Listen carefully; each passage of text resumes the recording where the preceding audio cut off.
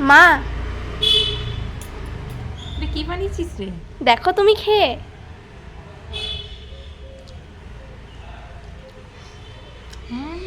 দারুণ হয়েছে। কি করে বানালি এটা? দাঁড়াও দাঁড়াও বলছি।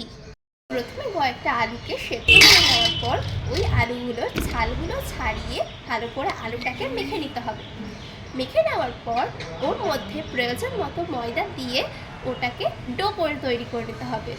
ডো তৈরি করার পর ওই আলুগুলোকে ভালো করে লম্বা লম্বা শেপ দিয়ে গরম জলে সেদ্ধ করে নিতে হবে। ভালো করে সেদ্ধ হওয়ার পর একটা ফ্রাইং প্যানে তেল দিয়ে দিতে হবে। তেল দেওয়ার পর ওই ডো তৈরি করার লম্বা লম্বা পটেটো নুডলসগুলোকে এক এক করে ছেড়ে দিতে হবে। ছেড়ে দেওয়ার পর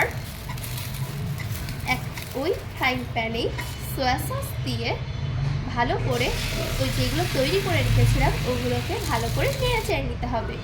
তারপর ওই ফ্রাইং প্যানে মটরশুঁটি, পেঁয়াজ, গাজর ভালো করে ফ্রাই করে নিতে হবে।